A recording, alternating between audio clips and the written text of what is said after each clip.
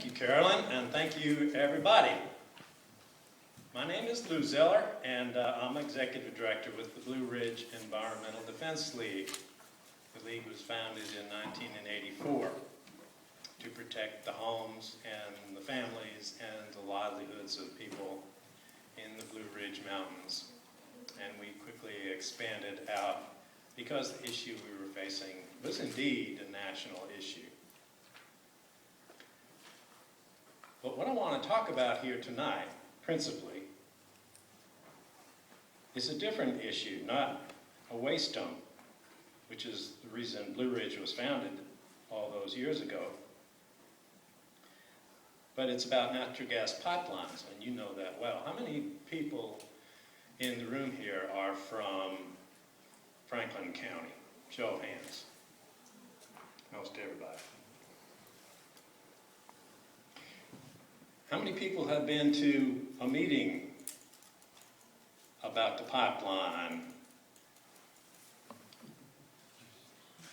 Most everyone.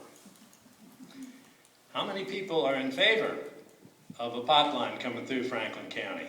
That got a different result. How many are opposed to a pipeline coming through Franklin County?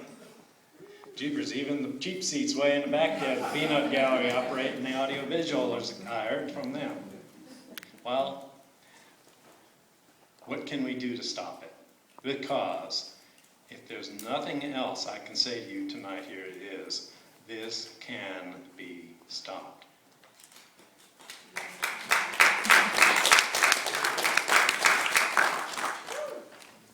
How we do it and what we do to stop it is still to be determined.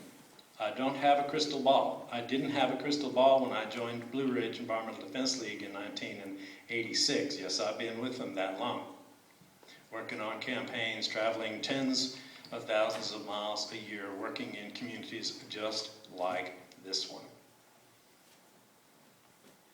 The only thing that has ever worked for us over those years, that has worked the best, is organized groups of people in communities. At this point, as far south as Valdosta, Georgia, as far north as Louisa and Charlottesville, Virginia, far west as Scottsboro, Alabama. And we didn't know when we started what would turn the trick. In fact, only in hindsight can you determine, well, this was a turning point. At this point when we disrupted the county's meeting, or at this point when we released the revelations in this report, or that we showed up with a large number of people out in front of the governor's mansion from all over the state,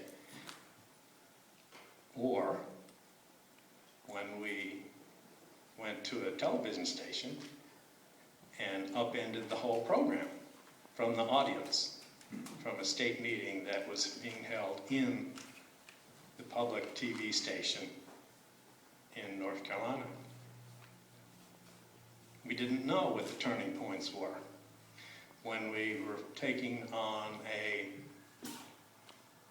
chicken manure burning company. Chicken manure for the purpose of generating electric power. How many people have heard of that? You're fortunate. Some people have. It was here in Virginia too. They tried to build it. Burning chicken manure to generate electric power. It's as cracked an idea as I've ever heard. But we didn't know the turning point would be at that point in that campaign. But there are no chicken, but we stopped the company. The company left the state. So what we did in every case was to do the things, working with residents, working with people who are concerned like yourselves, and do the things that advanced our goals. That is the essence of a strategic plan. There were things that we held back from because they sounded like good ideas, but they didn't get us to the goal.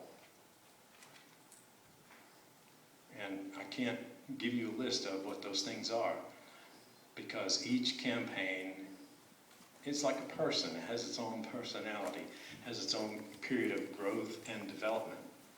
And And like I said, I have no crystal ball. But in stepwise fashion, doing the first thing that you can do, enabling you to do the next thing, and ultimately getting to the things that right now seem impossible. Getting your county government to take a stand against something. It's happened in some boards of supervisors, or it is happening, or it looks like it's happening, let's put it that way.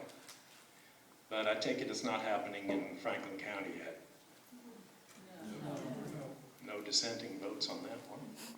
Although I do know you have some very good people on that board. Those are not our opponents. The surveyors are not our opponents in that case. The opponents' headquarters are much, much further away.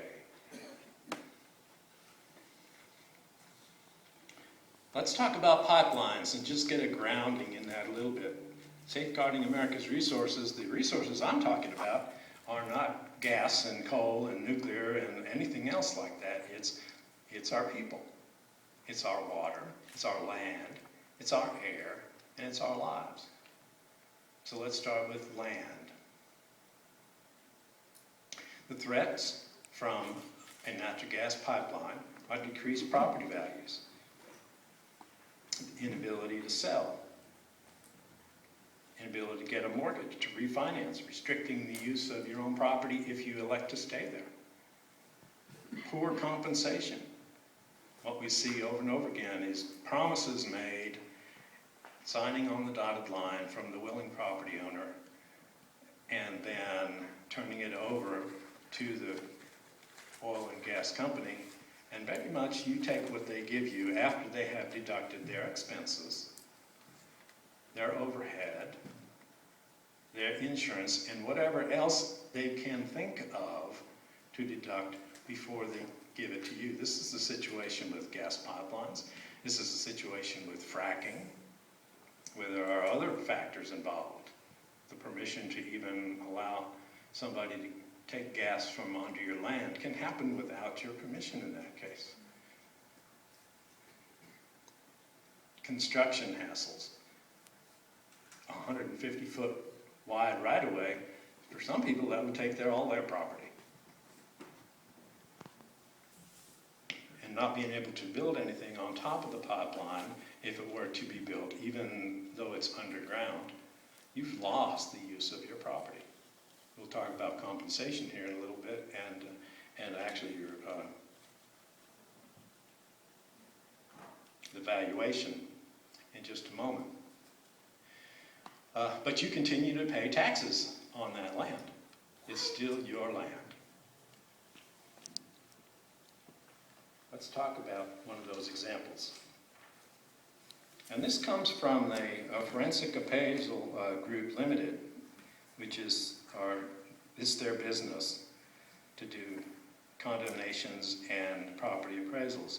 So the question, if you can, it's kind of small, I'll read it to you. How much does a natural gas transmission pipeline affect my fear, risk, and property valuation? And so the Forensic Appraisal Group says the effect of pipeline easement is measured by the market. Depending on the size of the pipeline, the size of the easement, how it's located on the property, the size of the property, etc., the impact range could be nominal to substantial. To put this in numbers, it could be as little as 50% of the easement land value on the low end, or upwards to 30% or more of the whole property value. I'll read that again. It could be as little as 50% of the easement land value, or up to 30% or more of the whole property value. The more intrusive the easement on the land, diagonal, property line, etc., the more impact it will have. That is how the business of appraisal looks at the situation. So basically, your property would be far less valuable than it was. Who would buy land which has a pipeline under it in this room? Anybody? We're conducting a series of plebiscites here tonight. It tells me a lot that people have thought about this some. Because they will come promising money to some. Environmental factors. Blue Ridge Environmental Defense League, after all, is an environmental group. Methane gas leaks into groundwater and streams.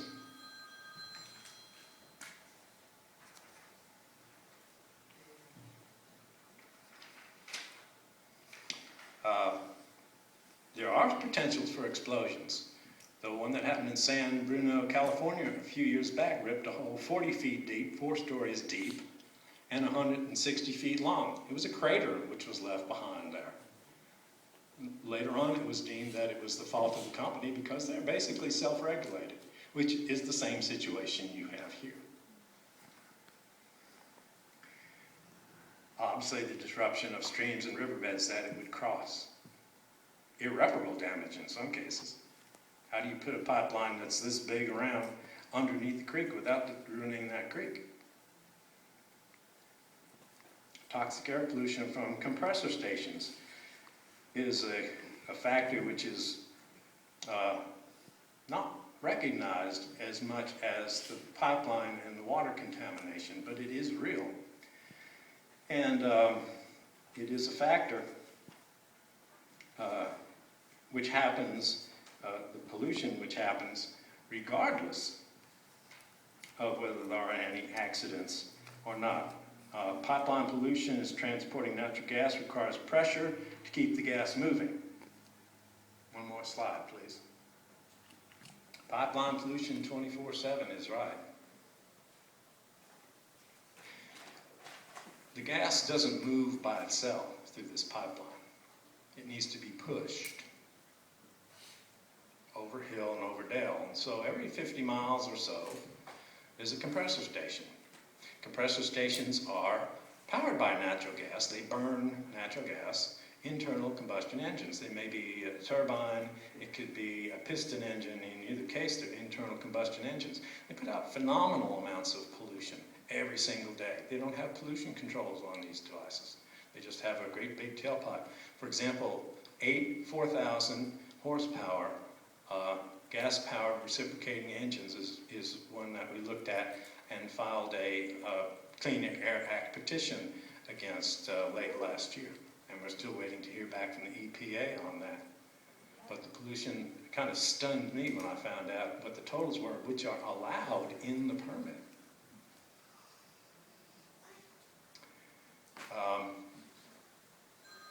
Let's look at those figures. The compressed station emissions is the next slide. That one's kind of small too, so we'll read this. Compressor station, and this stuff is on our website. You can find a lot of it there, or in our newsletter. Emissions in pounds from a single one compressor station can amount to 25,000 pounds of fine particulates, 1,400 pounds of sulfur dioxide, which leads to acid rain, 360,000 pounds per year of nitrogen oxides, which leads to ozone pollution, ground level pollution, 70,000 pounds of volatile organic compounds, which is a host of compounds, many of which are toxic, some of which are carcinogenic, such as benzene, carbon monoxide, 44,000 pounds, carbon dioxide. This one really floored me when I first looked at it, because I couldn't believe the decimal point was in the right place, but it is true. Nearly 500,000 pounds per year of carbon dioxide is emitted from one single compressor station. 407 million pounds, which is over 200,000 tons of this material is emitted. And this is when the plant is operating right. Hazardous air pollutants are a special category, 25,000 pounds. One in particular, which is common when you burn natural gas, either in a power plant, gas turbine, generated electricity, or a compressor station just pushing the gas down the line. came to 17,000 pounds per year of formaldehyde. Formaldehyde is a carcinogen, and it's toxic in small amounts, cause, if nothing more than eye irritation or asthma, or even more consequences depending on it. And of course the wind blows in one direction or another, and so you can't get downstream of it, or upstream of it I should say. It is going to be in the atmosphere and it'll be ubiquitous. Compressor station emissions. I mentioned formaldehyde. There's also benzene, a known human carcinogen. That's part of those volatile organic compounds. Ethylbenzene, another one. Toluene, xylene, hydrogen disulfide, which is that rotten egg smelling gas, methane, of course, and other pollutants. This is coming from the smokestack. In addition to that, you have fugitive emissions, other emissions into the air, unplanned emissions caused by flaring, or what they call fugitive emissions, just through cracks and vents in the machine and accidental releases. So we're talking about something which is supposed to be a clean energy source, but it just ain't. If this is a substitute for coal, then, and I'm not advocating for coal, but remember that natural gas comes from a variety of sources. There is fracking, which people have heard about, I'm sure, and it's an expanding source of natural gas. You have traditional natural gas wells, and you have coal bed methane, which is natural gas, which has been extracted from the ground in the coal mining territory of Western Virginia, along the West Virginia line, and in West Virginia itself, where the coal mines closed down. They still are sucking out a lot of the gas. So the natural gas comes from a variety of sources. Accidents. This is from the Des Moines Register. In the past decade, pipeline accidents resulted in $20 million in property damage, spilling a total of 10,712 gross barrels of hazardous liquids onto Iowa property, according to the Federal Pipeline and Hazardous Materials Safety Administration. That's the federal agency that is in charge of safety. 10,000 barrels, not 10,000 pounds, 10,000 barrels full of poison liquid in a decade. Dirty energy. A recent study in the Barnett Shale region of Texas revealed that air pollution emissions from natural gas production were greater than that emitted from all on-road vehicles, cars and trucks, that is, every vehicle you see on the highway, in Dallas-Fort Worth metropolitan area, an area with a population of 6.5 million people. So all the trucks and trailers and motorcycles and everything driven by people in the Dallas metro area, 6 million people, was no more than the pollution coming from the fracking, which is going on in the Barnett Shale of Texas. Is this a clean energy source? How can this be considered clean? How can this be an alternative? And why would we sacrifice our communities for something as dirty as this? Can anybody answer that question?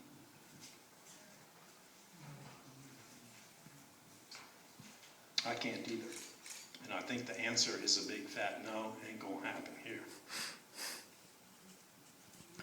Trespass law. This is what brought us here tonight. Well, it didn't bring us here tonight because this meeting has been set for some time. We just happened to be riding the crest of the news, which, of course, many of you heard the press conference out front, and we know that some of the news media covered it from afar because we were in touch with them earlier today. So you may see something in the Roanoke Times, you may see something in the local paper, you may see something elsewhere on the internet and on other news sources. But what has happened on Ian and Carolyn Riley's farm is an invasion. And as I said during the press conference, it is common practice for surveyors to, is to enter a parcel of land without consent of the owner. They do this. Foundation for this right is lacking in the common law. What does that mean? Well, there are two basic forms of law. There are statutes, which are passed by the legislature, in Virginia by the Congress in Washington. Those are the statutes, and other nations have their own lawmaking bodies too. Those are the laws that are written on the book. You can go read them. They're on a shelf somewhere, and you can read chapter and verse all you want. Common law